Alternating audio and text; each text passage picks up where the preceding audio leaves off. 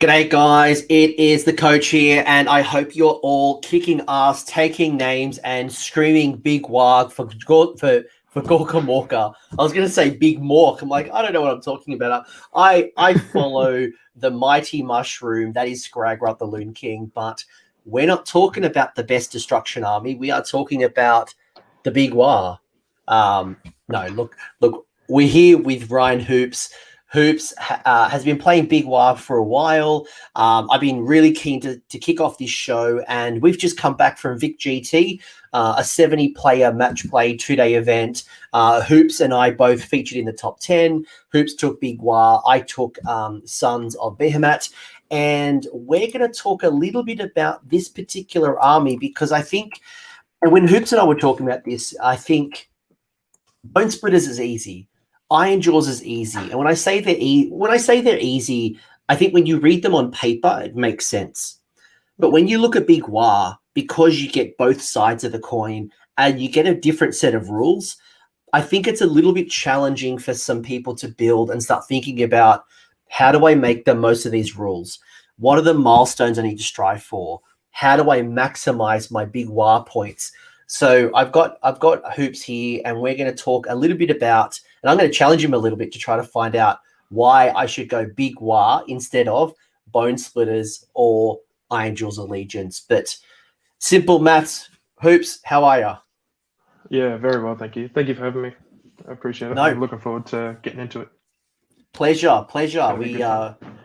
Man, it should be a good, and I think destruction is good fun, and maybe we'll kick it off there. Why Big Waaagh? Why did you pick Big Waaagh instead of Iron Jaws or Bone Splitters or Gits, which we clearly know is the best? Well, probably not. Couldn't go more than 2-3 at Brishammer the other week, so I don't know about that. But yeah, so I actually, funnily enough, went on a bit of a journey with this book. I started off really wanting to do a Bloodtooth Iron Jaws, and from there it sort of developed the natural progression as like almost the Orcs do, and they went into the Iron Sons to get the best out of the abilities, and then it sort of moved straight into Big Waaagh. Had a little bit of success with Big Waaagh, and then sort of trying to develop it further, trying to consolidate with the Bone Splitters as well, and it's been really interesting so far. But yeah.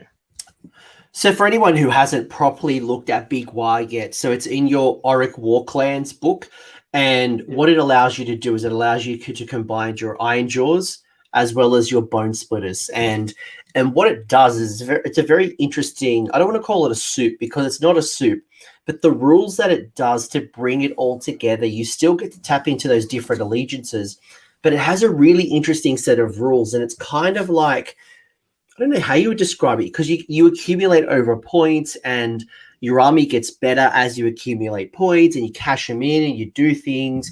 It's kind of like a Nurgle, but it's not a Nurgle. It's a very interesting, I don't know if there's any other army that kind of acts like Big Waaagh when I think about it. Yeah, to be honest, like there's almost checkpoints you sort of have to reach before you get your full allegiance abilities where everyone just sort of gets theirs. But the reason they do that is because it's so strong. Like one of the things I know was a lot to get my head around was not doing the alpha sort of thing like Iron Jaws used to, and actually doing efficient trades in my favor. And that was sort of something that I really struggled with. Like you'll hear the simple math guys like just complain that I always run my Maw Crusher in, and yeah, I just have to sort of take a breath and realize this might not be the best situation, the best circumstance to do those sort of things in. Yeah, because you can take the best of the both worlds. You can take the hordes of Bone Splitters. You can take like the big stabbers. You can take your savage Orruks, or you can take your Boar Boys. You can take then the Orruk side, your Iron Jaws side. You can take your big cabbage. You can take yourself some Gore Grunters. You can kind of take some combinations, but then it does bring it all together, and it doesn't quite act like Iron Jaws. It doesn't quite act like Bone Splitters. It, as you said, it acts very differently, and you kind of got to get your head around it. And once you get your head around it, I've had the opportunity to play a few really talented Big Waaagh players, and to me, the army is a momentum game. It builds strength over time, and it's about how quick can I get to those key points that my army gets really strong and it does what I really need it to do. I and the Deepkin always try to set up for that turn 3 attack. It's kind of like you have these milestones that you want to set up at certain points, and there are a way to get those points. Yeah, for sure. Yeah, so the Allegiance actually gives you like ways to build the points, like whether it be from your general, like you get D6 or either 6 if you get Gordrak, or I don't know why you would take him, but yeah, if you wanted that, and then your War Docs and your War Chanters all get extra, so it's surprisingly really easy to start building it up. So you don't actually have to wait till like later turns like Deepkin, and it's not really a necessity as well to do so. Like if there are gaps that are left open in deployments and stuff, and things that people do wrong, not wrong, but like they miscalculate, whether it be like they underestimate how far you can move because of mighty destroyers, like and different things like that, you can sort of really punish that early on. And then when your Waaagh builds up, it's even worse because they've got like half their army left, and you're your best. So yeah, it's a lot to deal with.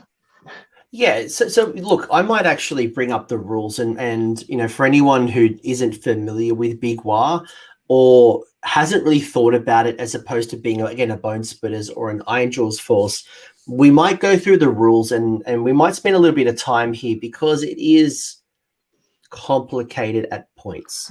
Yeah, I don't know how to get my head around it, to be honest. and I'm not saying that it is complicated, but when I look at this, I'm like, what am I building towards? How important are the Big Waaagh points? Because I think sometimes we could overinvest. You know, you mentioned Gordrak gives you 6 automatic points as opposed to D6. Is that important? Should I be always auto-including Gordrak? You know, and starting to think about these concepts so that I can then build around it and then take advantage, because you don't want to build up so many points but your army's ineffective. Yeah, for sure. Like for example, Gordrak, I'm sure a lot of people, including myself, would take him if he was like 60 plus points cheaper. But at the moment, he's just a bit of a point stump when you could be spending your points more efficiently in other things. Because everything in the army is. Sorry, mate. No, I was just going to say, I do wonder if Gordrak is going to, because I can only imagine Gordrak is going to be one of the Broken Realm book, and you know, will he get a War Scroll update? Yeah, get the Marathi treatment, hey. But you're right, you're right. Like it's hard to take Gordrak compared to taking just a Mega Boss and a Maw Crusher. Yeah, for sure.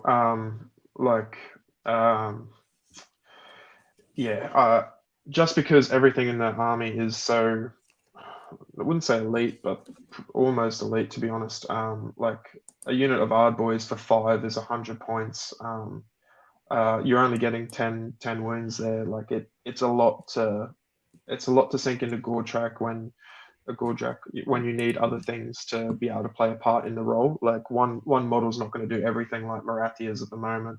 Like especially not in this sort of fat metal sort of army, but yeah, you definitely can find ways to get around the Big Waaagh points anyway.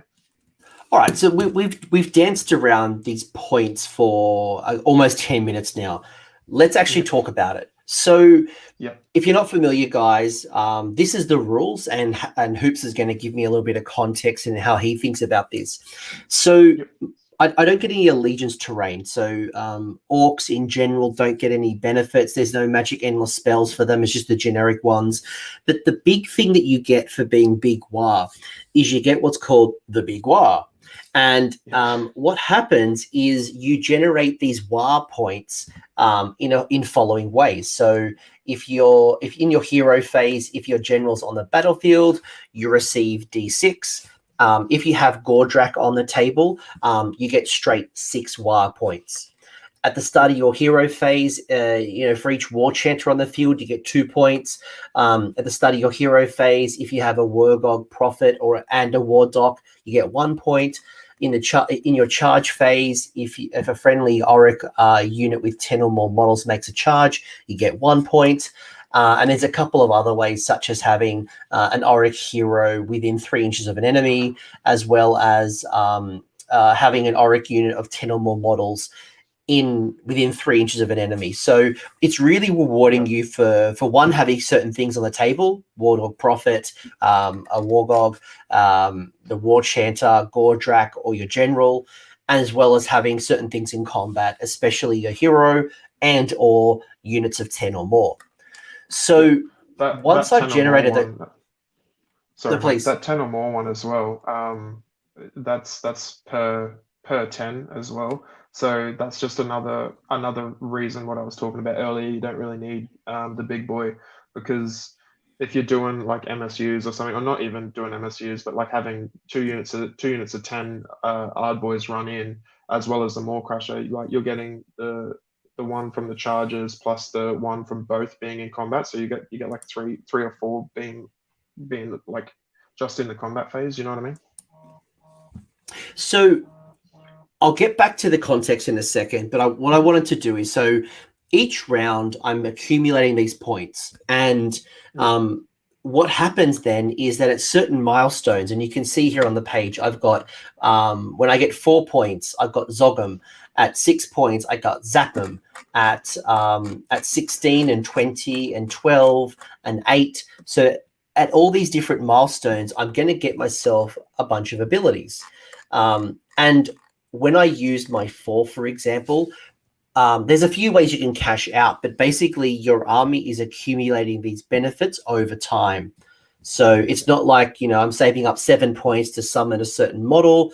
I'm getting better and better and better as I go. Hoops. Yeah, you're not losing them. Yeah. Yeah. So let's go back to the accumulation side, and then we'll start talking about the momentum build. So I'm going to be able to get 2 points, 1 point, D6, or a flat 6. How important do these Waaagh points come into your list building? And which are the ones that you're thinking about? How does it come into the list building? Like, getting 10 Orruks, models of, 10 Orruks in combat. Is that important? Is that turning you away from taking, Gore Grunters? Like, how does this all come about to you? Yeah. So surprisingly enough, when I first started, I thought I could get away with just playing what I had with Iron Jaws, and you'll see that in the list that I took to Vicky GT. But speaking to a few of the destruction fellas down there, you sort of realize how important it is to get that early access, especially with spelldoms and stuff in the meta at the moment. It's a lot to deal with when you need to break D3 or D6 to try and get that important unbind off. So yeah, I would say super important to make sure you're getting a minimum of 12 almost. I know the one I took the Vic GT was 9, I believe, but like 9 minimum I would get at the start of the hero phase, burning a CP with the aura from the mega boss. But yeah, they definitely go quick when you're up against certain matchups. And yeah, and like, are there ones that are more important than others? Because obviously a D6 is no guarantee, right? So it means that I'm going to get 1. Are there ways in particular in your list building, like you've always got a War Chanter, you've always got like a Wargog Prophet, like, are there particular things that you're thinking about? Are you always taking, blocks of 20 Ard boys? So you've always got your 10 on the table. Like, how does this all come about to your thinking? Yeah. So usually what I do is try and make sure that there's ways to do it, whether or not I go first or not, because it's very hard to get low drops. So I think one of the ones is a 6 drop and the other one's like way up there. But essentially making sure you have at least some of those, or like single Waaagh point generators or double Waaagh points, whether it be the War Dogs or the War Channers, you know you're always getting D6 from the general, regardless of who the general is. So you can sort of stack depending on what the buffs you want to add into the army is. Like, for example, a War Dog will be 1 point, but you know they can double up on their dances and stuff, so you can add in a couple and like they're only 80 points, so it's really, really valuable. Whereas like a War Channer, I think it's like 110 points or something. You're getting 2 and you can buff multiple units with them. So like instinctual buffs from what the War Scroll gives you army anyway is just amplified once you take it over to Big Waaagh from Iron Jaws or from Bit Bone Splitters. So it's not a hard thing to push. So what I'm hearing from you, and we'll go, I don't want to go too deep with you because we are going to talk about your lists, not too far away. But what I'm hearing from you is that it is becoming important, but synergy and optimization of how you play your army is still important. It doesn't mean you're automatically going to take Gordrak because you want those 6 points. It still needs to come to a list coherency, and you're building towards the missions, and you're looking for ways to synergize with your force, not just maximize as many Waaagh points as possible. Yeah, I think one of the first things I did was like the list I took to Vicky GT. Like as I said, it only generated 9, so I did feel like sometimes when I couldn't get to that 12 for the 6-up after save as quickly as round 1, it sort of meant that I was losing bodies too early, being that it is that bit more elite army.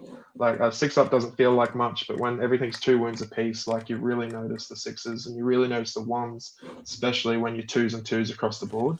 So yeah, it is something to make sure you have enough of, but like it's not the be all end all. Like it's not something you max out on and get you 20 round 1 because you've skewed way too far into one side, and it's just like it's not going to be beneficial for the long run. Are there particular Waaagh milestones that you want to hit? So, Zogum at the end of any phase, any wounds or mortal wounds that have been inflicted, and you're more than 9 inches away, you can move D6.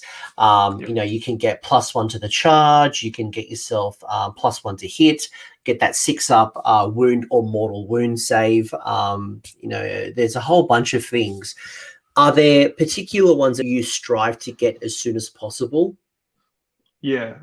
So the 6-up after save, as I said, is probably the first thing I try and get turn 1. As I said, it wasn't something I really thought about until the new iteration that I'm going to try it.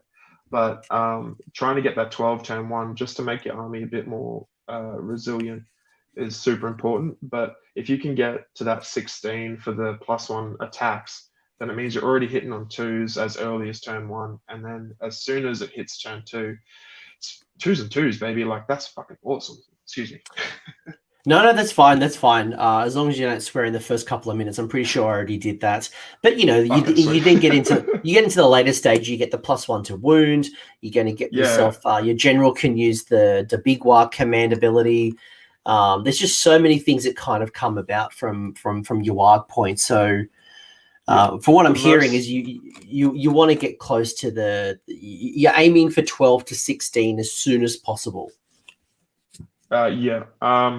Preferably, like realistically, you want 12, but if you can have like an extra 6 there, and I know that's really difficult first turn, but it depends how you want to play that first turn. Like if you want to go super hard in, and your Maw Crusher can bounce 24 inches across the board with the Mighty Destroyers, and then you want him to be paired with something like a unit of Hard Boys, for example. Like you're going to want a teleport in. I know you were saying someone in the chat was asking about like how to deal with spell doms and stuff.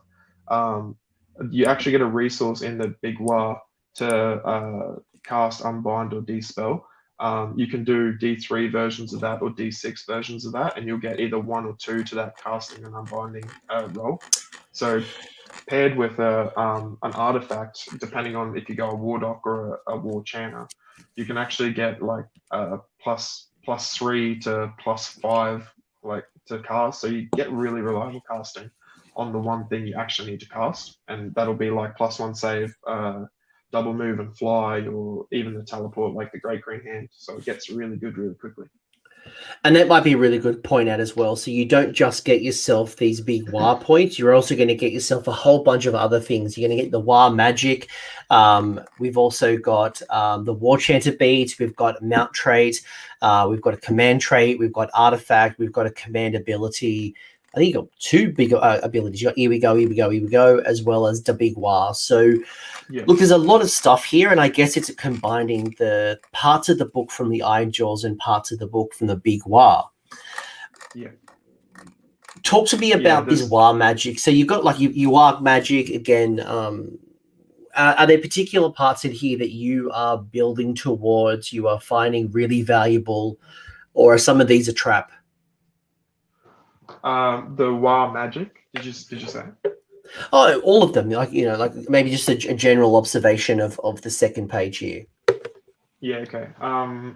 The one that's on 24, the one that makes you burn the Waaagh. In the first iteration that we're going to look at, I have never used that because 2s and 2s is more valuable than getting +1 attacks. In saying that, when you do have, like in the second list, when you have the ability to do that alpha plus, like if that's what you want to do, plus have the regen ability of it, then it's not so scary to risk that 1. Because I think from memory, it's like on a 1, you lose all your Waaagh points and you start again, but you get it for that turn, or you lose half, or if you roll a 6, everything stays the same. But like that, like RNG is not really something you look at in competitive Warhammer. You want to try and minimize that as much as possible. I like with the big Waaagh magic just the Waaagh magic, that if there's a spell that you really want to get off, you really need that endless spell, you really need to get a particular spell out, you can sacrifice D3 Waaagh points to add that +1 to cast, +1 to dispelling, and +1 to unbinding. Or you could sacrifice the D6 points to get +2 to that roll, especially in this current meta where you do have supercasters. And again, you really want that spell to go off. That's a really cool ability to draw upon if you need it. Yeah, that's exactly what I was saying before. It's almost crucial. Like, for example, like Lambert Light that those stupid elves do. You want to try and unbind that as best you can. The 5 up after save that they do, like whatever spell that they don't want to auto cast, at least you've got a chance. Even though that things like Croak and things like the Twin Stones will give them pluses to cast, like we actually have our own version of that. And that's something I was struggling with the Vicky GT list, is like when I did come into Spelldoms, it was hard to justify that D6 for the 2. And I found myself like only going for the 1, which was only like 2 to unbind, which was a bit rough. So yeah, it's definitely something to keep in your back pocket.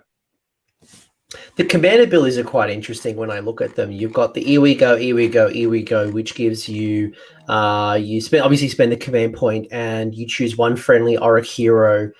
You receive 1 Waaagh point for every 10 Orruk models that are within 12 inches of that hero, or 18 of the general, or a War Chanter. So that's pretty much what your first command point goes to, unless you're versus an Obion, they bloody nick your command point. But that's pretty much what the first one goes to all the bloody time. You wanna make sure. So your Maw Crusher base, right, is about 6 inches across, and so 18 inches either side. I think you've got like a 40-something inch like berth to put all your models in. So essentially, you can rack up extra points from that. So not only is it the Warlocks and the Chanters and the D6, you've also got this. So that's what I was saying, that you can get the 9 points even if you roll a 1 like pretty reliably. So at least you got that cast, the D6 cast off if you want to do it, or if you go super hot and you roll a 4+, then you've got that extra leeway. And knowing when you charge in and get your bonuses, you're still at 12, even though you've already spent some to get the cast off. So yeah, like that's probably the thing to do 100% of the time. If it's going super rough and they take turn 1, like you might even need to do this for 2 turns. But CP management in this army is so key. Like I can't tell you how many times that I've tried to do something and I realized I didn't have a CP. Like it's rough. Yeah. And I guess that incentivize, if you see commanding on the table, you want to go for that. I imagine this might incentivize bringing in a fungoid cave shaman, hopefully to generate yourself more command points.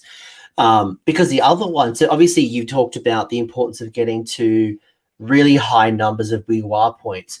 But then when you start playing in the Big Waaagh, getting yourself that +1 attacks, once you've hit the 24 Waaagh points is quite brutal as well. Yeah, as I said, like that 24 one, you sort of don't want to do unless you're high generation. But yeah, those here we go, and the magic is probably the things you're going to want to balance. Like it's sort of like a razor's edge, you don't want to go too far either side. But yeah, it's definitely good to have. Yeah, cool. And then in addition, you're going to get yourself the artifacts either from the Iron Jaws or the Bone Splitter artifacts. Your Iron Jaw heroes can get yourself a Big Waaagh mount trait. And then obviously your war chanters can tap into basically you're tapping into either sides of the book where you can get your Bone Splitter wizards from the spell lore, your Iron Jaws wizards from their spell lore. So again, you bring in the best of both worlds. It's just that you're sacrificing, the various allegiances or even the clans that the Iron Jaws or the Bone Splitters bring to the table. Big Waaagh is just what you see is what you get. Yeah, exactly.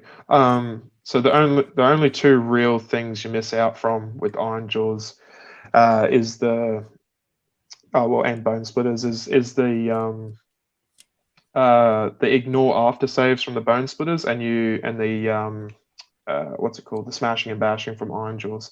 They're the two things that you have to sort of go, okay, depending on which one you're coming from before you get into the Big Waaagh, is it worth? And as far as the Iron Jaws one goes, you can actually do that very reliably in Big Waaagh if you just do some maneuvers and a few tricks. Like it's the smashing and bashing really isn't lost when you make the jump into Big Waaagh, like the natural evolution. No. And I talked to Hayden Walker not long ago about Iron Jaws, and obviously the power of smashing and bashing is pretty brutal. Especially when you build around it and you just get that momentum. But I think being on the receiving end of a Big Waaagh and letting those points accumulate early, you can really punish an opponent. I had a Maw Crusher take out one of my Mega Gargants a turn. Like literally, the Maw Crusher hit one of my Mega Gargants that was basically fully healed, killed it. Then the next turn they got the double, and then that same Maw Crusher went into another Mega Gargant that was like 2/3 still alive, killed it. Yeah. So that's just one model. That's not talking about your piggies. It's not talking about your Ard Boys. It's not talking about other things. It's just one model. So I have mad respect for a Big Waaagh, and I need to get to it early to stop those Waaagh points. Yeah, I don't know if Wes Graham, I think his name is in the chat, but yeah, he had a unfortunate run-in with the Big Waaagh at the last Brishammer, and it was I felt bad. The Ren 3 Maw Crusher, 3 damage apiece, just re-rolling ones to hit. It'll take a Mega Gargant down like it's a joke, Yeah, it surprised me, but let's not get surprised. Let's talk about your list. So this is the list that you took to Vic GT. You went 4-1 with this list. And we'll talk a little bit about, we talked about the Waaagh points. We talked about building around it and generating, and, let's actually put it all together and see how you are building towards it. So I'll read through the list, and I'd love to hear from you. Why did you choose what you chose? Like, what's the rationale? Yep. Why did we go the Maw Crusher instead of the Gordrak? Why did we go a double War Chanter? Like, just that kind of thing. So we'll start off with your leaders. You've got your Mega Boss on Maw Crusher. That's the general. It's got Brutish Cunning as the command trait. You've got your Gore Hacker and Choppers. The artifact is the Metal Ripper's Claw and the mount trait of Weirden. You got yourself 2 War Chanters, both with the Get 'em Beat. And you've also got yourself the Orruk Warclans Shaman with the Skull Cape, as well as the great big green hand of Gork. Yep. You got yourself 10 Ardboys, 10 Ardboys, 10 Ardboys. You've got yourself 6 Piggies, the Gore Grunter Piggies, not the Savage Orruk Piggies. You got yourself 20 Shooters, and this one surprised me. 20 Shooters, which are your allies from the Gloomspite Gits. This is all wrapped up with the Iron Fist Battalion, and you're coming in at 143 wounds at 2,000 points on the nose. I've got a lot of questions. I have a lot of questions. This is mostly an Iron's Jaws list, and obviously the Gits kind of scream at me, like, what? Yeah. So where to start? So the Mega Boss is not Gorchak. You asked that first. Essentially because I get an artifact, which means I get Ren 3 plus. Like, I don't want to spend the points on Gorchak. 2 Chanters are there, both with the redundancy of the Get 'em Beat, because that aura to make things 18-inch charge is really, really good, especially with how things work out. And then the Shaman, so his artifact is +1 to cast, and then his spell is the teleport spell, like I was talking about before as well. That's essentially your delivery spell. So just getting from point A to point B, whether it be a Maw Crusher in your back lines when you open up something, which I've been told not to do anymore, or like a unit of Ardboys to go up with some Piggies or whatever it may be. Can I ask you, Hoops? So with the Get 'em Beat, you've got 2 War Chanters with the Get 'em Beat, but you can only use the chant once. Yeah, correct. What's the rationale? Like, why wouldn't you go something like the Fix and Beat as opposed to having the double Get 'em Beat? Because Get 'em Beat's great. You know, on the 4+, you pick one friendly Iron Jaws unit within 12, and it can attempt to charge as if it was in 18, and you roll 3d6 instead of 2d6. Now that's awesome. Yeah. But if you hit that 4-up, or even if you fail the 4-up, it means the other one is not doing it. Yeah, essentially. The thing that I said, like, about doubling up is literally just redundancy. Because we have such a shooting matter at the moment with KO and Luminef and all that.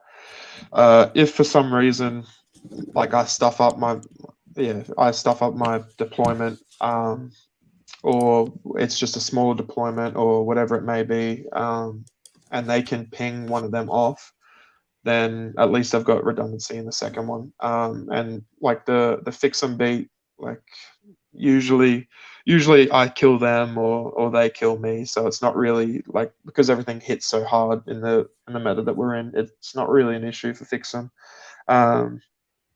And yeah, I feel like the other one, I think, is the in combat one, and I never feel like these guys. On the 4+, you get +1 to hit for attacks made by melee weapons. Yeah, I mean, like, you're hitting on 2s and 2s anyway in this list, so like it doesn't really matter. And usually they're not in combat anyway, so it's even more so irrelevant. So like, why not go redundancy over anything else? Because everything naturally in this list is 4+ save or worse, you know. So yeah, if you don't have that 12 wire points for the 6-up after save to just give you a little something, then you're really going to hurt. So yeah, all right, so you're building through redundancy. You want to have the best decisions on the table. Obviously, the War Chanters give you 2 wire points as opposed to 1 from one of the other units. So you're getting yourself, so you're getting more points for each of them, and you're getting the best position to get the 3d6. And you're not restricted to one model. And as you said, if KO, Sylvaneth, not Sylvaneth, Seraphon, or some type of, Don't need to worry about my poor trees. poor Sylvaneth, they're not doing anything. But like, if anyone like takes out that War Chanter, you've lost so much. At least you're going to have a second option on the table. So again, redundancy. And if they're shooting the War Chanters as well, it means they're not shooting my Shaman. And the Shaman in this list, just for the mobility of the teleport, and then the just being able to relocate things is I found was so important over the weekend. So it was always that was the main thing I wanted to keep safe. So yeah, if they're shooting the Chanters, I'm cheering. So talk to me about the great big green hand of Gork. How are you thinking about that? Because that's obviously a casting value of 7. Do you spend your Waaagh points to increase the casting value by 2? And is there anything in particular you're trying to teleport around the board? Yeah, so that's sort of the thing I use the magic on. Depending how important it is, like for example, one of my games I played an OBR player, and I noticed that he left a bit of a hole in his back line, like right behind Catacross.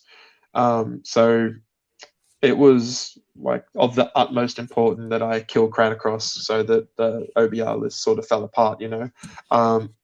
So naturally, I spent D6 on it. I think I rolled a 1 actually, which was freaking fantastic. But yeah, so I got the +2 from the Waaagh, +1 from his skullcap, whatever it's called, the artifact. I was just about to ask you what the skullcap is, and that is remembering adding +1 to the casting roll. And in addition, if an enemy wizard is slain by the wounds inflicted by the melee weapon, you pick one spell, the bearer knows that spell for the rest of the game. So that sounds like a very situational thing. You're really going for the +1 to cast. Yeah, I couldn't care less what that other bit was. I don't even think I've read it before, but yeah, +1 to cast is all I'm here for. Like as I said, I mean, it would mean your Weird Knob Shaman would need to be in combat to slain another wizard to learn its spell. Like, first off, your wizard doesn't want to be in combat. You don't not want there at all. Yeah, exactly. If my shaman's in combat, I've lost the game. So yeah, it's not really something I consider. So as I said, +3 to cast if you're adding the D6 on. So the Maw Crusher goes in if there's a flaw in the opponent's deployment. Like this list sort of worked the best when I was exploiting mistakes from my opponent. Other than that, if there was a frontline issue, like whether they only had like 1 or 2 screens, and I knew that I could blow them up with a unit of Bar Boys, excuse me, and a Maw Crusher, and then like the impact hits on the Maw Crusher, or say the pigs outside of 12 with the Mighty Destroyers, and then moving within 3, and then the Crusher coming up, and then impact hits blow up the first line, and then I still get 3 inches of pile in. I think that was like such a killer thing in this list, was people thinking that they're safe, and then like a small unit just getting annihilated, you know. Yeah, you are destroying an opponent by sheer force. You know, you're not just throwing in one model and doing damage. You are trying to maximize as many of your units getting into combat to crush your opponent at one particular time. And this is where the stacking, it's a big wave. Yeah, for sure. At least I find. Yeah. No, it most certainly is. Is there anything else you'd talk about with the Maw Crusher, the War Chanters, or the Shaman? Yeah, as I said with the Maw Crusher, it's got Brutish Cunning, which is a Ironjaw thing. So my Ironjaw players will know this really well. It's able to move things in the hero phase. So if you're outside of 12, you can make a normal move. If you're within 9, you can make a charge. And if you're within 3, you can pile an attack.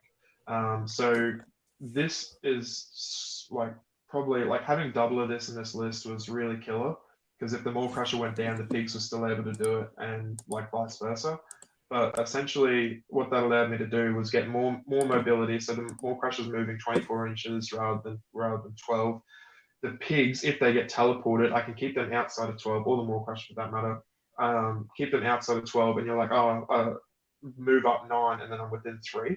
So having things like brutes in the list before this, when they couldn't do that, it was really difficult to have to rely on a 9-inch charge for things like when I can just rely on a 3-inch charge and get +1 with the Big Waaagh, like I'm not failing that, you know what I mean? So that's what I mean about redundancy, is like if there is something I can fix, I'll fix it with the list.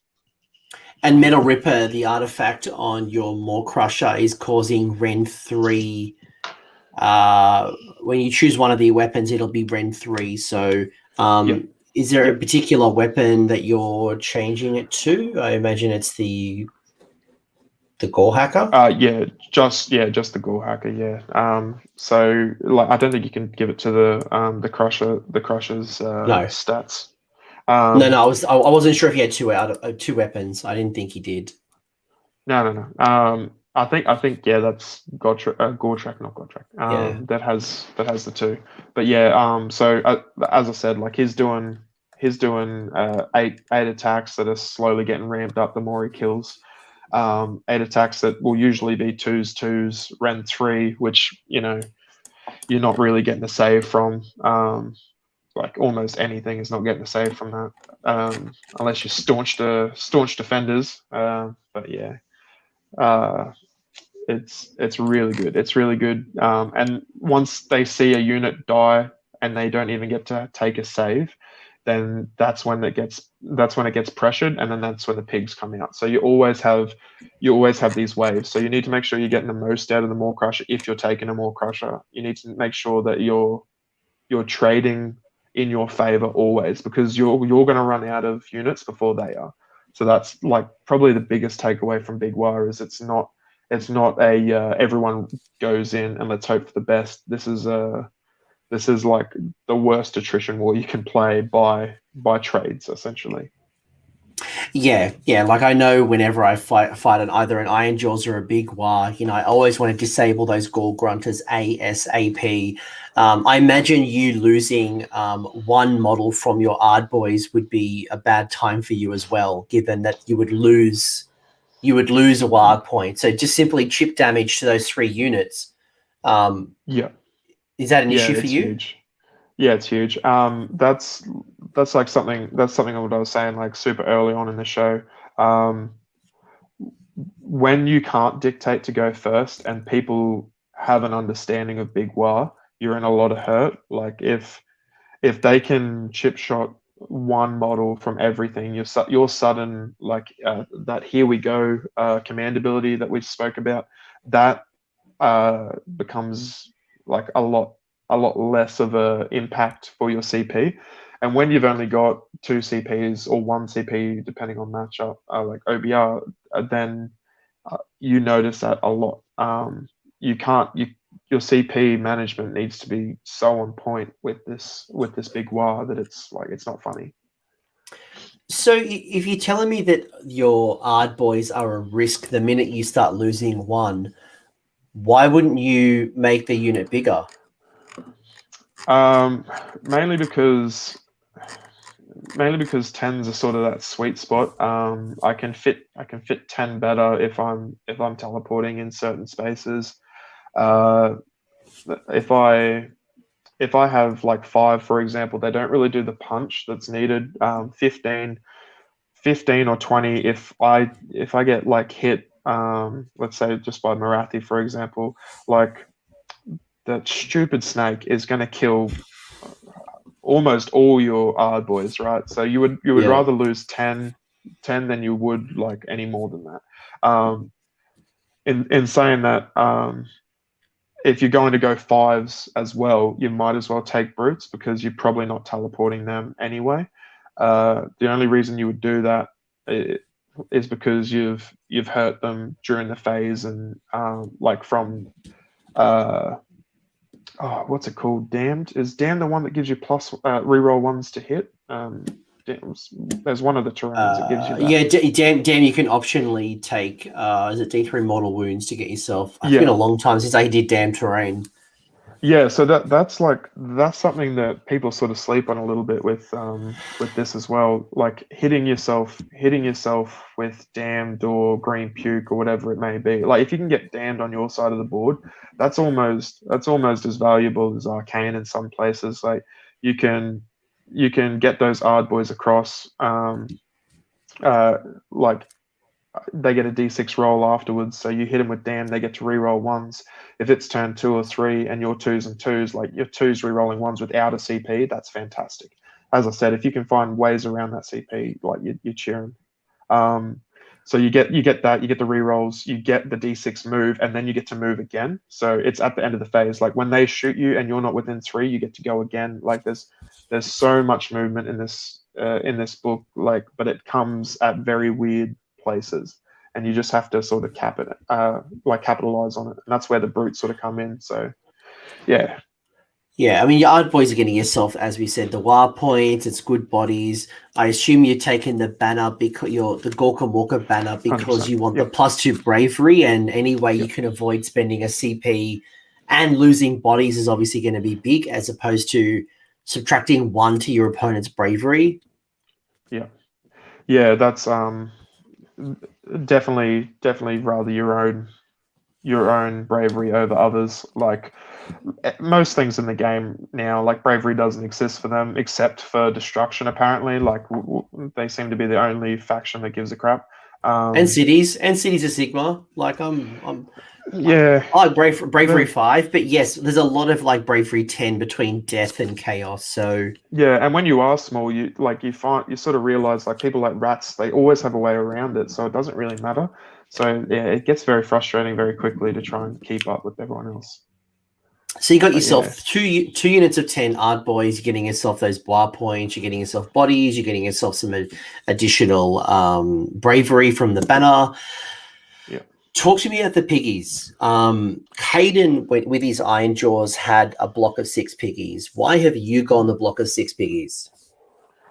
So like math-wise, the 6 piggies are actually just straight up better than a Maw Crusher in terms of damage. So they're essentially like the next big hammer once the Maw Crusher goes down, or it might be vice versa, depending on what I'm trying to do. But yeah, they like I'll give them the 1-inch reach. I think I hope I've put that in there correctly. I'll give them the 1-inch reach because they get the extra attacks, because it doesn't really matter when it doesn't really matter the 2 inches in Big Waaagh, because you're hoping for 2s and 2s anyway, and then when you charge, your pigs are doing it too. So yeah, it's just definitely really scary. 2s and 2s pigs for sure, plus the impact hits and all that sort of jazz. So I'll ask you the same question I asked Hayden: is why a block of 6 as opposed to 2 units of 3?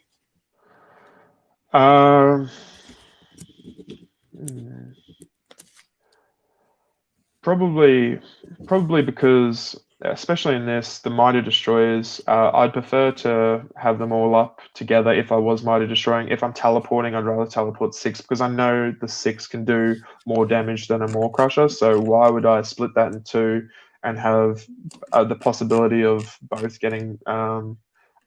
not getting where they need to go because I've split them for the double move, or even when they do move and they don't kill something, like it's just not worth it. I'd prefer to have the 6 like hit hard. You know what I mean? And it might be at this point we might want to call out to people playing the game at home, and people might not realize that Mighty Destroyers is an Iron Jaws ability. And when you mentioned Mighty Destroyers, you're like, wait a second, Hoops, how are you getting Mighty Destroyers even though you're Big Waaagh? And the answer is, the Iron Fist. It's it's one of the ways you get it. The other way is from the general. So the general, I keep the British cunning on it as well. But the Iron Fist essentially wraps everything up, everything that's battle line up in it, which is everything but the starters. And the pigs get an extra 2 wounds on the boss man. And then from that unit, you can sort of use your second Mighty Destroyers. So as I said, like if you want to alpha with this list, you definitely can. But I think like back to your pig question as well, like having them charge in within in the hero phase and then retreating out and then be within 3 just to pile in. Like, I can't tell you like how awesome it feels to get a crusher in, take someone out, and then they go, oh, I don't have anything to fight with. And you're essentially smashing and bashing again just because you took a battalion, you know what I mean? So yeah, it's bloody mint. And I can tell you, as an opponent who's received that many times, it hurts. It hurts so much when that happens. So screening, even just remembering little things like the fact that the Maw Crusher can fly. I think the first time I realized that, because you look at the model and you're like, this thing doesn't fly. It's a big fatty, like it's a big fat cabbage. And then it flies. And if you're silly enough to allow such a big base, it's a 160 mil base, and that gets into the middle of your into your army, oh, good Lord, you are smashing and bashing, and you'll be like a big bowling ball. Yeah, it's definitely catches people by surprise.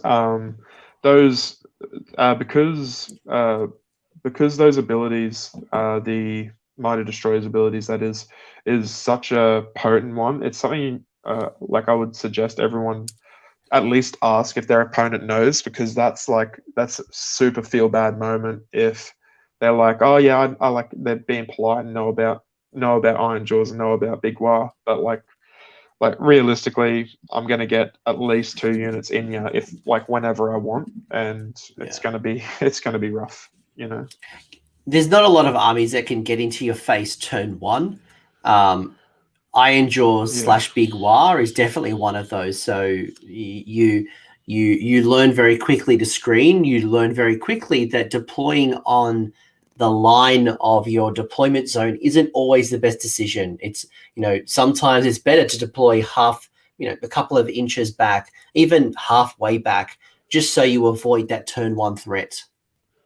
Yeah, and that's something to be mindful of as well, as a Big Waaagh player. Like you don't want to get hit hard because everything in your army is so valuable. Like before this list, I actually had a unit of 10 brutes being that screen, because if they hit me, I knew that more than likely they weren't going to kill off the brutes, which means I got to retaliate. But I found that on the higher end tables where people could do like almost too many wounds, it wasn't worth it. So that's why the shooters are in there. I honestly haven't shot with these guys more than a handful of times because, excuse me, their mobility, like they get plus 2 to run, I think, just from a gonger, or +1 to run. Or yeah, I think it's +2 from the gong. I think. Yeah, they can be so valuable for you. Like, they're going to move at least 13 inches or so if you CP it. And that's where the other CP comes from. That's where the battalion CP comes from. If you're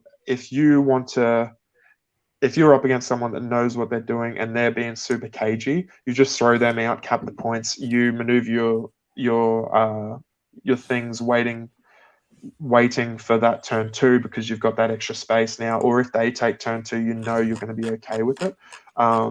So I found them like super valuable in this list. Yeah, and as a Gits player, I can tell you the Gits archers are hot garbage. You're not taking them. They're not Lumineth archers. They're not doing mortal wounds, blocking line of sight. What you're getting for 120 points is 20 cheap bodies. You're getting yourself 3 netters to cause yourself -1 to hit, or your opponent -1 to hit within a radius, which is really powerful. You get the +2 to run, so you're able to screen your army a lot better, because as you said, every model in your army is valuable. So if you can screen them with a bunch of Gits, and you've got the fast enough movement that you can deploy deep and then kind of claim back the table. Yeah. And they're cheaper than stabbers. They're 10 points cheaper, and that could be the difference between getting them in your list, getting the triumph, getting yourself a command point. Yeah, that's essentially why I took them. Like, I just needed bodies at that point, and they were super valuable at Big GT. To be honest, it was really good to have them. Really, you screen off eels coming from the side of the board, leave them on the back objective. For 120 points, they're really good value. Yeah, like just being able to like, for example, at Brishammer, I versed Tyler with his I think it was like 5 stone horns or something, and I just set them up 3 inches out from everyone else. And once he charged in and all the mortal wounds went off, I had placed them luckily in a way where 2 were blocking the stone horns, so he couldn't actually get around. So because of the pivot of the 3-inch pile-in, I got very lucky, and like 3 stone horns is going to kill a lot of my shit, you know what I mean, with a 4-up save. So having them there, like, they won me that game essentially, you know what I mean. I told you, get to the best. I told you at the start of the show, get to the best. 20 get to the best. But 20, speaking of my gets are the best.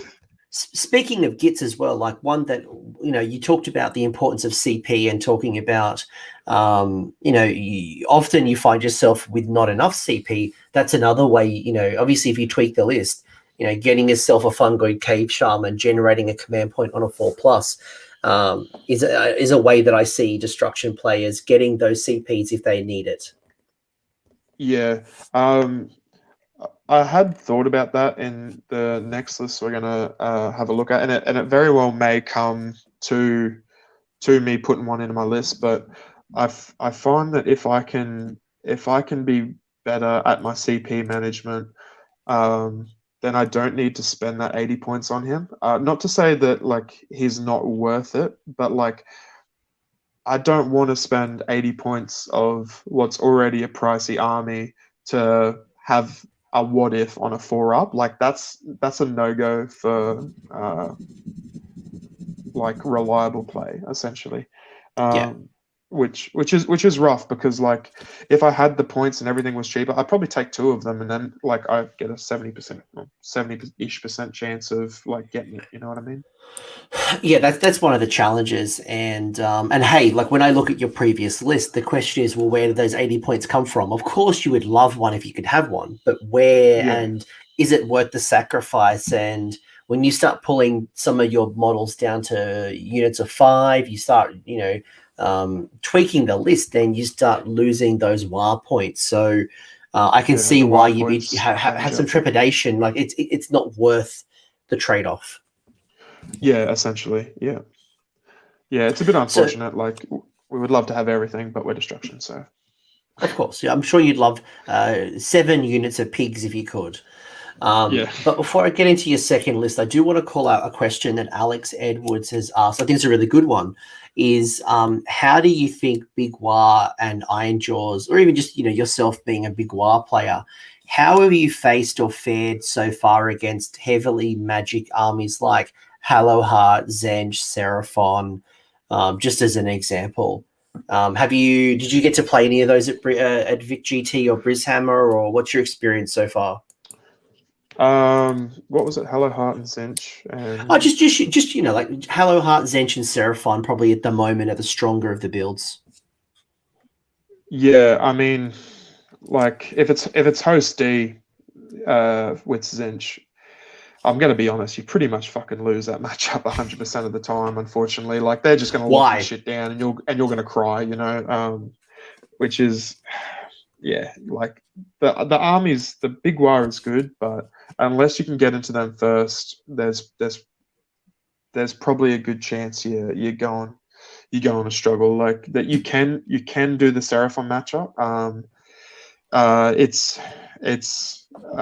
It's rough and it's hard, and it needs like goddamn near perfect play to do, but it can be done.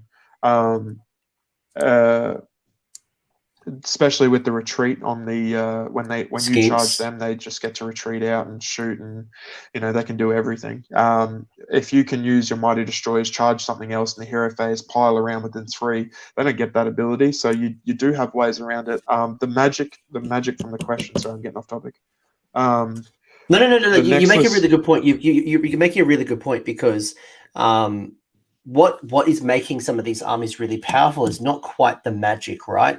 It's that the skinks have the mortal wounds, and then they can retreat. You've got yourself. Hello Heart has got nothing. Like if you can clear the screen, you'll eat that juicy center of Hello Heart, unless there's like handgunners, and even then, like you'll clear handgunners. Host duplicitous, especially like change host, that's 1 drop, which makes it really hard. That's what makes it hard. Is it's not the magic supremacy, it's the fact that they can 1 drop you and they can dictate the terms of battle. But you've got the tools. You will find, just to finish that question, you will find with those sort of things, they do have 1 spell that's super key. And that's usually the one where you go, okay, I'm just going to have to cop the Waaagh points to be able to do it. This next list, you can get to like up to +5 to unbind. So you can counter those sort of things. You can knock out the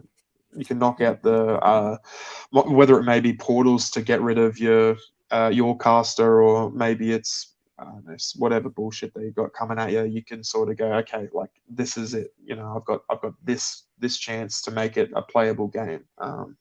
Like Dave's list, for example, with the fucking pluses to the Varangard save and stuff. Like if you're in range, you can get to do it, but he's never in range.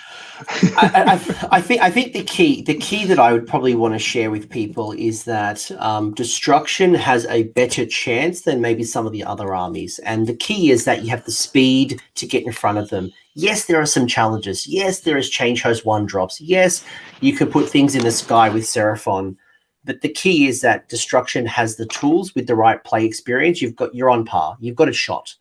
Like realistically, like those sort of people will be like chasing down top tier stuff anyway. And like we've all just come out of COVID and that, so it's like not everyone's had a chance to play with that stuff. Like if you can be better with a fat metal army, then you should be able to pump these people that are just picking up the new filth. Like for example, our fella Geordie took down 2 of those netless Seraphons with Beast of Chaos. Like he just absolutely crushed it, and it's because he knows his army better than the Seraphon player.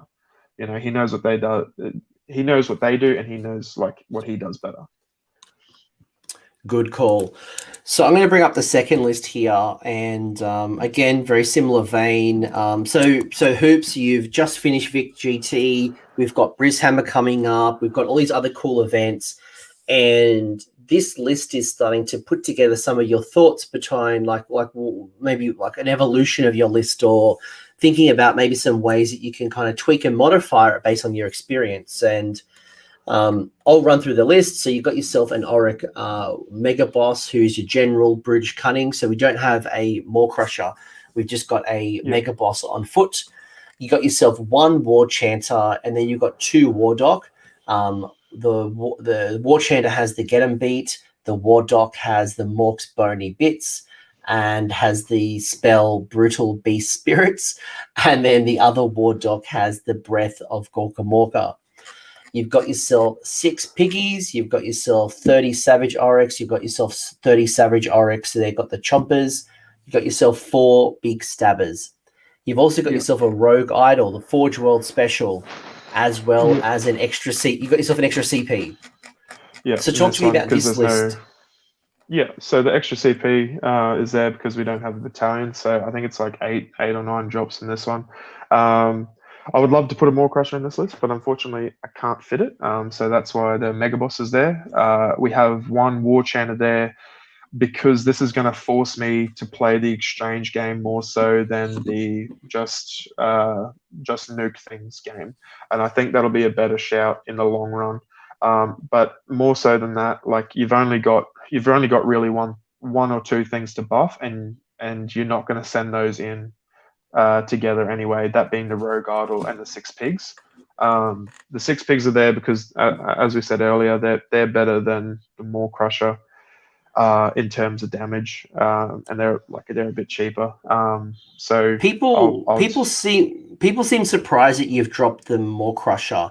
Is that because the Rogue Idol is acting in a similar role as the Maw Crusher? Yeah, pretty much. Like with the War Dogs, they're gonna drop it down to a 2-up save. Yeah, Corey, Jesus. Okay, sorry. They're going to get it to a 2-up save, and then it's going to 5-up after save, like inherently. So it's not going to die to a stupid freaking Mangler that moves 40 inches and decides to pop 4 CP on burning a Maw Crusher. It's gonna survive that sort of that onslaught. You know what I mean? Yeah, you do get those. The Maw Crusher is everyone's number one target, and if I can make them target something that's going to last longer, that means they're going to be tied up longer, which means all my other things are being more productive, essentially. So the War Dogs are going to give +1 saves with the spell. I think the other ones, I can't remember what the other spell's doing. I'm blanking on it. Sorry, but yeah, essentially a couple of them are going to there's going to be a spell plus a dance that's going to give me +2 to save. The chanter is essentially depending on if I can do it. The other one's going to be the movement. Sorry, the movement of the Maw Crusher of the idol. I'm going to send that in. Essentially, the idol's going to go in if it goes off, because this generates a lot more Waaagh points. I believe when we were designing this, me and Corey, this will generate about 12 plus Waaagh points turn 1 rather than that 9. So there's always that super reliability with that, which means the D6 can be spent. So brutal beast spirits cast on a 6. If you cast it successfully, you pick 1 friendly Bone Splitters unit within 24. Until the next hero phase, you add 1 to the run and charge for that unit, as well as +1 to hit. If the cast is a double, you can do it on 2 units within 24 instead of 1. And then the Breath of Gorkamorka is you can double the movement, and it can fly. If the casting roll is a double, then you can triple the movement. So this is where the Rogue Idol, I remember seeing Joel Graham do this at SAGT last year, where he got a triple move on the Rogue Idol and making it fly. And I think it moves like up to 42 inches or something crazy. Yeah, I think it's like 60, 60 or something, which is just crazy. I actually played him in Vic GT, actually. Luckily, I played him in Knife to the Heart, because I don't think I would have been able to win that matchup. And that's where a lot of this idea came from. So shout out to him, because he was a fucking awesome player. It was really good eye opener. Like, realistically, he was running the Maw Crusher, but I think you can get better reliability out of the pigs and the Maw Crusher on foot, and move them up together. You can sort of move the Mighty Destroyers Mega Boss with the piggies, just to keep up until you're ready to go. Then you can boost them up and then send them on their way. I might have put the wrong one in the Wardock. There was meant to be a +1 save spell in one of the Wardocks. I might have accidentally put the wrong one. That's the Cunning Beast Spirit, which is until your next hero phase, add 1 to the save roll. That's fine. Like, there's obviously really good choices. So essentially, you want the double move spell and the +1 save spell, so you can double up on the saves, get that Rogue Idol down to a 2-up save. You can send him on his way. That's like, if they can deal with the Rogue Idol within the first 2 turns, like, it's going to be pretty impressive. But by that point, you're a lot of points ahead, and then the Idol has done a significant amount of damage. Like, it's going to be it's going to be 2s and 2s in no time, chipping away at them whilst you've got 60 wounds on the points, which are then going to buff their save, and it's going to be a nightmare to chew through, which are also doing work. And once they're working on that, you sort of throw in the gore grunters, and they go after them. And just for shits and gigs, if they've got a big like a big monster of their own, like Techless or a Maw Crusher or something else, then I'll juice up the starters and they can go for a run. You know what I mean? So like there's so many threats in this list and so many ways around those high end armies that I think this will be super interesting to see how it works. It's going to need a little bit of testing, a little bit of play to sort of convert from my original Big Waaagh list, but I think this will be 100 times better. And look, it's a great demonstration of bringing in, because your first list is very Iron Jaw centric. I think it was majority of the models were Iron Jaws. This one is starting to bring in some of the Bone Splitters. You know, those big stabbers do serious damage, especially when they get into a monster. The fact that you've got the 30 Savage Oryx are going to mean that you're basically going to get those big Waaagh points for 10 or more Orcs for such a long time, as opposed to what we talked previously about having the units of 10. You lose one model, you start losing those Waaagh points. Yeah, so this is essentially what I was talking about, like with Waaagh points and the CP usage and that. Like this will do a better job of one CP than the other listed. So like, why wouldn't I do this? You know what I mean? Even if it gets chipped, it's still doing a better job because I've got the bodies and the redundancy of them. Which, like, realistically, some people are going to go first against this. Some people are not going to know what it does and want me to go first, and we'll just take advantage of whatever situation I can get. But yeah, it'll be super interesting, this one, I think. How do you make the most of those big 30 Savage Oryx? Because that's a big block of bodies. Yeah, so essentially they're just going to gum up the points, and when people do start coming into them, they're going to be able to dish out a decent amount of. That's essentially the hope that I think they're going to fulfill. So once the idol is gone and it's wasted 2 turns of them of their army, like stuck in combat with that, then they have to get into combat with these guys, trying to get these off the points, and then I'll buff these guys' saves, and it'll be like a attrition war that I can actually participate in rather than the other list. And they'll be able to do damage as well. What about because it's 60 wounds there, right? Yeah, that's a lot of wounds. 60 wounds. If you can get yourself up to that 6-up, save, mortal wound save, or whatever it might be. These guys will be a 3-up in combat as well, plus the 6-up after save. So it'll start juicing up really quickly, and it'll be hard to hit. The Rogue Idol brings a lot of different things to the table. It's a bit of a utility piece, right? It has a 4-up armor save. It has 16 wounds. You get +1 to cast with the Living Idol. You're getting yourself, different rules like Avalanche and Spirit of the Waaagh. What are you tapping into the most of the Rogue Idol? Like, what's the rules? What's the role? What's the things that has got you to drop the Maw Crusher in favor for the Rogue Idol? Yeah, all right. So he pretty much does what the Maw Crusher does, but better, essentially. Like, you lose a little bit of rend, but like he's going to survive longer with the saves from the Warlocks and that. If he isn't going in first, which you may not want him to go in first, he then gives +1 to cast for any wizards nearby. He gives +1 bravery. He's just a better buff piece than the Maw Crusher is, because the Maw Crusher doesn't really do that at all. And then when he does go into combat, then he's better than the Maw Crusher anyway, from my point of view.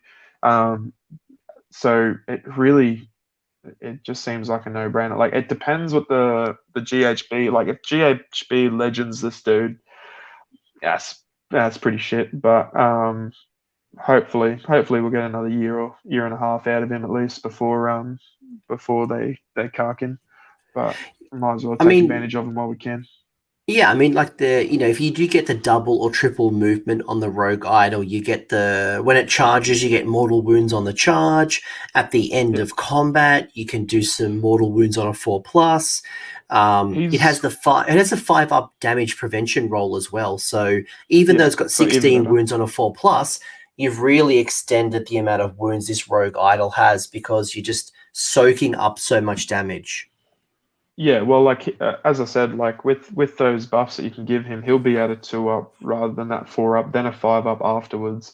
Um, plus the fact that he has both Bone Splitters keywords to soak up that. Plus you can give him +1 damage from the Chanter. Plus you can give him Mighty Destroyers. So like if you do get that triple, like how far is he going to go with the Mighty Destroyer on top of that triple move? You know what I mean? Like he's going to go anywhere he wants. And the Yeah. best bit is his base is an oval, rather than the big like pie tin. So he's going to be able to get a little bit extra wear and tear out of those placements, like irritating deployments and that sort of thing. Yeah, you get the double or the triple move, and you can sit in someone's deployment zone, somebody's, if they haven't screened appropriately, you can get into some really juicy targets, especially on the triple move and the flying ability as well. Yeah, And then you get some free reroll ones as well. What is it? If you've charged as well, you get to reroll one. So again, keeping a CP up your sleeve, you're doing yeah, exactly. some good damage. I mean, those stomping feet, you get 10 attacks out of that stomping feat. So Yeah, um, compared to 8 with the Maw Crusher, right? Like with his 2s and 2s damage too. Like you're getting an extra 2 attacks just because. Yeah, so really, really good. so obviously you've got two lists here, and anyone who has seen this show in the past, they would know that this is just an example of how people build the list. If you want to run more stabbers, if you want to bring in, and really good question from Rosso over here was asking about what your thoughts were on a double Maw Crusher. Um, if you love two cabbages, you want to run 12 pickies, you do you. But how would you respond to Rosso here? What are your thoughts on a double Maw Crusher in Big Waaagh? Yeah. From a competitive point of view, like you're probably not going to have a lot of success. Like, unfortunately, to be the bearer of bad news, like they they'll get chewed pretty quickly. Like, and as Cody mentioned, like in our game at Vic GT, like the first thing he did was like, I'm taking down that Maw Crusher. You know, like if you've got two of them, then you're just wasting like upwards of 600-700 points in your army. Um, if they have like catapults, like we were saying before the show, like with your gargants, like if they've got catapults, that Maw Crusher's dead. You know, if they get a couple wounds through, you don't have any negs to hit or anything like that. Like it's going to be pretty scary. And then really, like, what else is the list going to be? If not two dead Maw Crushers, you know, like you're going to have two Channers to buff it up. You're gonna need cheap battle lines, so you're probably going to get three units of 10 hard boys. So you've got maybe 6 pigs in there as well, and then that's the list. So you've got 6 piggies and three three hard boys of 10. No wire points because you're not going to get really anything from that list either. And then two of your things are going to die pretty early on. If they let you go first, you might get a chance to like do a bit of damage, but the counter is always going to be worse. And the most important thing to know with Big Waaagh is you're not an alpha army anymore from Ironjawz. You're an exchange. Like if you can get half an army dead from your Maw Crusher, which I bloody doubt you will, then go for it. But like realistically, like it's just not worth it, unfortunately. I think in Ironjawz, absolutely, there's a viable build in there. There's a viable build in Ironjawz, but what we've talked about at the start of the show was the importance of the Waaagh points and the way you accumulate those Waaagh points. And the biggest way you're accumulating those Waaagh points are through bodies, having units of 10 or more, as well as having support pieces like war chanters and things like that. So every edition of a Maw Crusher is taking away like 500 points in troops and support heroes. So I like that you've got 2 hammers. You've got 2 big units that are just going to go out there and smash face, your piggies, your rogue idol, and or your Maw Crusher. And then everything else is generating you those points as quick as possible. Yeah, yeah. Unfortunately, I just don't think it's worth it in this. Like, imagine 80 skinks just shooting off 2 more crushers, and then like, what are you going to do? You know what I mean? Like, it's just, that's a terrifying thought. Or even like those elves at the Lambert Light. Once you get into there and realize that you're neg 1 to hit, like it's going to be a bad time. Yeah, is that a big disabler for you, like a -1 to hit? The -1 to hit is not too bad if you are on 2s and 2s. Like, you have other abilities that'll get +1 to hit as well in like just off war scrolls and things. So like, you can negate it pretty well, but sometimes it comes off a CP. So again, like, you sort of need to like do a quick analysis in your head and realize that it may not be doing enough damage, whether it be the pigs or the Maw Crusher. Going into those things with the -1 to hit, like those elves are going to be tough, but you'd rather send the Maw Crusher in to them because that one has Ren 3, so you'll lose a couple on it. You might give them +1 to hit, reroll 1s to hit. So it'll sort of negate and work itself out with the variables. And once they get them through, then it's a little less likely that they're going to save because you have that Ren 3. Whereas like Ardboys going in with none of that and like no heroes nearby, like, it's going to be a little bit tough. So yeah, Yeah, and that's probably why I really like your first list as well, with the the Iron Fist, being able to reduce those drops significantly. So should you find yourself into Lumineth, find yourself into OBR, you're able to get the head, you're able to get the jump onto them before they start putting on their spells, start putting down their big buff pieces, and have the ability to turn 1 charge them. So I know that's going to be a challenge for Change Host, but for be able to dictate the first turn. Yeah, more so Dinos than Lumineth. Like Lumineth, realistically, the good builds are going to be like 2 or 3 drop, maybe even probably 2 or 3 drop. I'm thinking silly, ridiculous, like some of the lists that you're seeing with 50 to 80 archers. Just doing mortal wounds from afar. Well, if you can jump them early, if you can get into their face, they'll just crumble. Yeah, so I mean, like, even with that, like, you stay 36 inches back. If they have the option to give you turn 1, you're outside of 36 inches. They're going to do like sweet fuck all to you, and then you go, okay, like, I need to make a plan. What can I afford to lose? What can I put into them that I'm going to be okay with, knowing that they're going to lose a bit and I'm going to lose this. So for example, if you throw in your six pigs or your Maw Crusher and then a unit of Ardboys, and then like start locking them down, and if you can, like, there was one game I had, I can't remember who it was with, the Grots actually went in and like tagged up all 3 units of the archers. Like, having a whole turn negated to shoot Grots was fantastic. Like, I made other silly mistakes in that game, but it was but it was that was really clutch for that turn, at least, you know what I mean. But yeah, it's definitely something to think about, and it's not just like pushing models forward and hope for the best. Like, this is, it's so important to make sure everything's right, because everything is so important. You can't lose out on anything.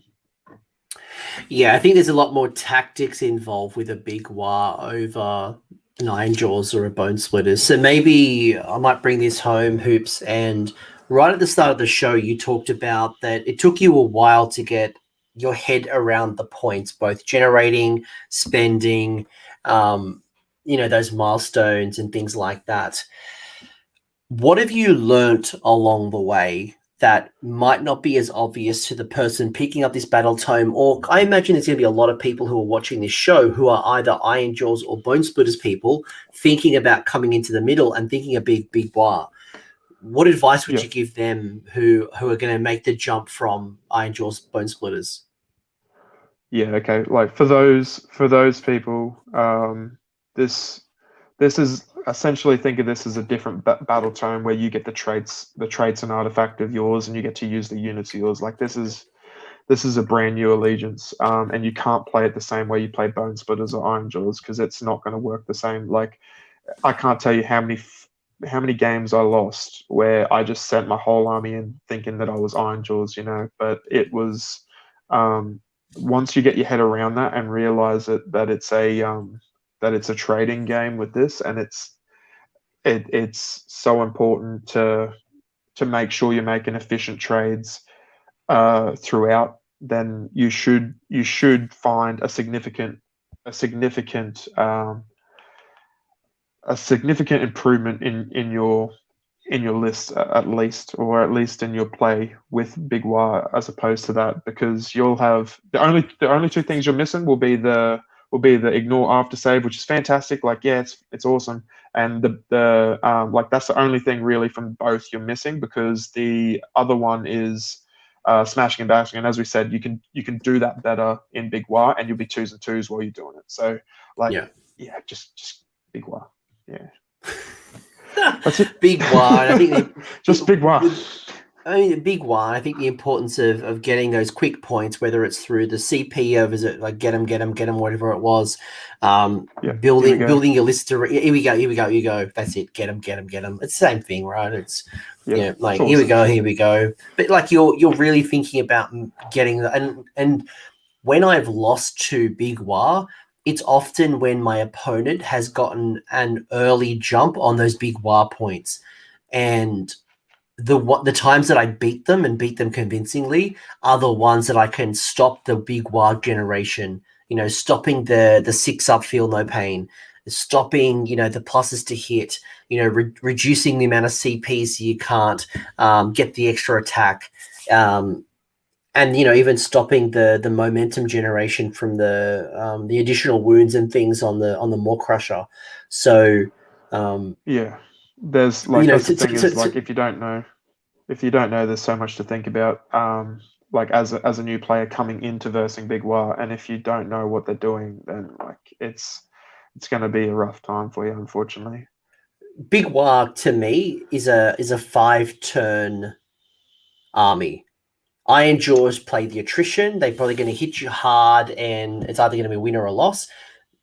Big Waaagh just gets better and better. You get better over time. I guess is the point here, is that you just get better as the terms kind of progress. Yeah, like I wouldn't say like 5 turns, but you should have a comfortable lead by turn 2, 3, depending on your decisions into it. But a silly mistake will cost you the game pretty quickly and pretty early on. But if you do everything you're meant to do and play smart and play tight, then you should be okay. Yeah, when I say 5 turns, I mean that you're building up your momentum over the full 5. And yes, you've talked to us about tactics on how to get as much Waaagh points as possible. Not that you want to play 5 turns; you'll probably either crush them or you'll lose. Turn 3, you'll know how it's looking anyway. You might need to catch up on a few points here and there, but you should know how it's looking by turn 3. Thoughts on Arrow Boys? Nathan's asked. I haven't played them, if I'm going to be perfectly honest, and I don't think they're worth it for the extra points just yet. I've been talking to a couple of the other destruction players in Australia, and they seem to think that they can do a bit, like popping those 3 wounds on Marathi, taking down a screen, but like realistically, they can't even kill 5 libs. Like I don't know if they're worth it to me just yet. Like, I might be proven wrong, and I might need to add them to the list. But like as of today, like I haven't been convinced on Arrow Boys yet. I think the challenge as Like, well is that if they're not going to be in stickers. combat, if they're not going to be within 3 inches of an enemy, again, you're losing one of the big Waaagh points. So it might take you a little bit longer to generate those. No? Yeah, I mean, like that's not the be all end all for them specifically, but I do know what you mean. Like there could be other ways of utilizing the points in your list, especially with like the stickers or whatever the non-shooter ones are of the splitters. But yeah, like as far as paying an extra 60 points for a unit of 30 that like is going to struggle to kill like 5 liberators, like in a meta where everything is killing anything at any given time, like that's not very good efficiency, in my opinion. No, that's fair. That's fair. And I guess if you really love them, you probably want to put in a cunning rock, just to get more efficiency out of them. Yeah, I did think about a cunning rock in it, but I think the addition of the big boss was just too much for what I wanted the list to do, and it just didn't work out points wise. So that's why I went with the big stabbers instead. Yeah. No, yeah. I dig it. Is there any other advice you'd give from your experience? Again, you've gone 4-1, you've been very successful on the competitive scene with the Big Waaagh. Any final comments? Yeah, so sometimes patience is key. I spoke about waiting for your opponent to make mistakes as early as deployment, but realistically, sometimes that could be overextending. Sometimes opponents might not even make mistakes, and that's when you need to start offering up something as bait or as that first initial trade in the sort of the swapping and the what's it called? I've been saying it all day. The exchange of units, like you really want to have the best course of action for what every unit is doing, and to make sure that they're getting the most out of their points, whether it be like a unit of Ard Boys taking down a Mangler Squig, right? That's 200 points. The Mangler Squigs is what, 330, like 320 or something. Like they've done their job and more so they're good to die. But like if nothing is coming up and you can't break into the like maybe a castle or something that someone's put up, you might need to put something on a flank, and then once that's done and everything starts moving over, then you realize that the other flank is weak, and then that's where you start striking. Like it's gonna take some time, and it definitely took me lots of time, and I don't even think I'm there yet. But like it's definitely an army that is the player more so than the book. Like I came from Slaanesh, and like they just played me sort of thing. And with this, it's been so much fun to actually play the game, but not play the game, but like play the player as well. So yeah, no, I dig it. There's a lot of counterplay, and there's a lot of, as you mentioned, trade-offs. And whenever I play again, Big Waaagh players are always got like a Maw Crusher on one flank, Piggies on the other flank, trying to stretch me, and then all while the Ard Boys or the Brutes or whatever it might be are moving up the board or maybe even teleporting. So trying to force difficult decisions, and if I focus too much on the Piggies, then I've got a Maw Crusher coming to my face.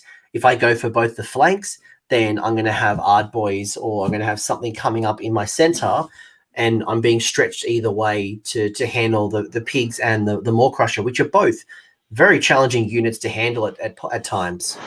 Yeah, most definitely. If you're not prepared for what they can do, they definitely can get the best of you.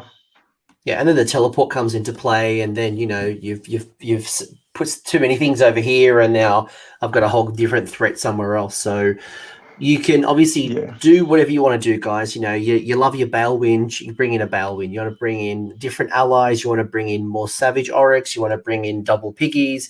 You want to bring in, I think this has some interesting play styles. Again, you want to think about the momentum. You want to think about the Big Waaagh points. At the same time, you've got some really cool things, either getting some increases in your casting, your more consistent attacks, getting the pluses to hit, pluses to wound, the damage prevention, the +1 to charge.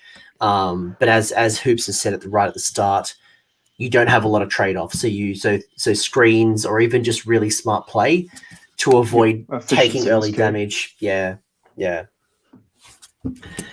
most definitely. Hoops, if people want to talk to you, I've got your Twitter handle below. I know you are semi-active or active on Twitter. Yeah, I try. Yeah. Just hit me up on Facebook, Ryan Hooper. Should be a picture of my little girl. I'm terrible with Twitter. I try, but I keep scrolling down when I should be scrolling up to get the new stuff, and I just don't understand. I love that I try to put people towards Twitter, and then you literally just overwrite me, add me on Facebook. Yeah, I mean, I'm on Twitter. I'm trying to learn. As of VicGT, I've been trying to post and shit like that. But yeah, I've always got Messenger open, so I can see messages coming in. Whereas Twitter is not even on the home page yet. It's still not an app I use every day, unfortunately. But I'll start using Twitter. Goddamn. Any shout outs to a particular gaming posse? Yes. Simple Math. My boys up in Queensland, and my girl now. Are you painting an ogre? Are you painting an ogre on this stream? Oh no, this is my Chaos Sorcerer dwarf. Right. I don't know if we've spoken about him. Yeah, you did. You told me. We're not talking about. We're not talking about it on stream. We already know this is. Yeah, no. Just something I've been thinking about doing. But no. And there's no OnlyFans that I'm aware of, but Hoop, shout out to the Simple Maths crew. Hopefully I see you in a couple of months' time at Brishammer. I'm aiming to get there. It was great to see you at VicGT. It was awesome to see Destruction do so well at VicGT. Seeing Big Waaagh as a real viable build. It's not just about Iron Jaws. There's definitely some secret sauce in here, but as I think you've pointed out many times over, this is a thinking man's game. This is about not pushing your models forward and hoping for the best. There's real tactics, there's real counterplay, there's real psychology in the way you play this force. And I think for me, that's a huge draw card. Yeah, for sure. I can't stress how this isn't how this isn't Iron Jaws or Bone Splitters. This is something else, Cool. Well, let's end it on that note. Thank you for having me. Hoops, thanks for your time, and thanks, everybody. I hope you found that discussion valuable. If you did, give the video the old thumbs up. And if you have a comment or an insight, leave it in the comment section below. The champions over here are my AOS Coach Patreons and YouTube members. So you guys are bloody legends. Thank you for all the support. If you want to know more about the support programs, the links are below down here in the episode description, along with a link to the Discord server, so we can continue this conversation. Until next time, don't forget to name your characters and have a good one.